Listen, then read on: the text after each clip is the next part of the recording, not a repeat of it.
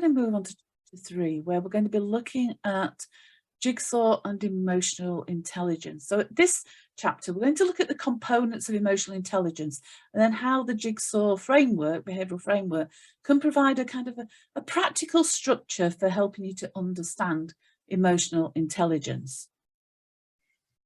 So we're going to start off with what we call the key components of emotional intelligence, and they break down into two kind of domains: interpersonal and intrapersonal. The first of the components then, looking at the intrapersonal ones first of all, self-awareness is the top one there. So that's the degree to which we're able to recognise our strengths, our drivers, our emotions, our moods, our behaviours, and make realistic assessments that most people, if they're asked, "Are you self-aware?" say yes. Yet research has shown us that only 15% of the population are truly aware. Just 15% of the population are truly self-aware. So I'll leave you to ponder on that one for yourself. Then, so that's the degree to which we're able to control or redirect our impulses and our emotions. It's also about how well we are at fulfilling our obligations and achieving our goals, that kind of self-control. Flexibility, the degree to which we're open to change, our enjoyment and management of variety, the degree to which we're comfortable with the unknown. Motivation, that's about the degree of energy and drive and enthusiasm to achieve a goal that we have. Achievement, the level of drive to perform well and to achieve through independent action and our own initiative. Resilience, to overcome setbacks. Self-sufficiency, not getting discouraged. And well-being, the ability to manage our stress and develop effective coping strategies. So if we then look at the intrapersonal components, there we've got empathy, the degree to which you're able to understand the feelings, thoughts and experiences of others, to understand their lived experience from their perspective rather than your own perspective.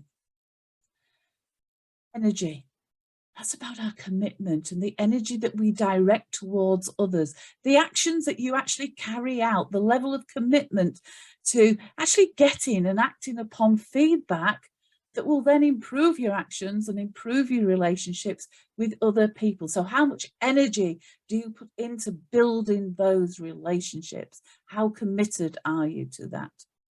Social skill, the degree to which you're at ease socially, your ability to build those relationships, to build trust and communicate effectively. Tolerance, the degree of patience that we show with others, that we actually have around their beliefs, their values, their opinions. Your ability to also maintain respect and kind of fairness and open-mindedness, even when we're disagreeing with people or during conflict type situations. And lastly, our ability to lead. That's our ability to be assertive, to offer direction, to guide, to collaborate, to bring people together. In each of these key components, you'll probably recognize that in some areas you've actually, you feel quite accomplished, you've mastered the skills, but there's probably other areas that you say, perhaps could need to do more, they're perhaps a little underdeveloped. So for example, just give you an example, you may be highly motivated, highly achievement orientated, but yet you struggle when it comes to demonstrating that compassion and understanding, empathy for others. And your jigsaw behavioural profile, what that does, it actually illustrates how you're most likely to perform on each of the key components. Now, I have got to say that this is a generalism. Every brain is different. Every brain is totally unique.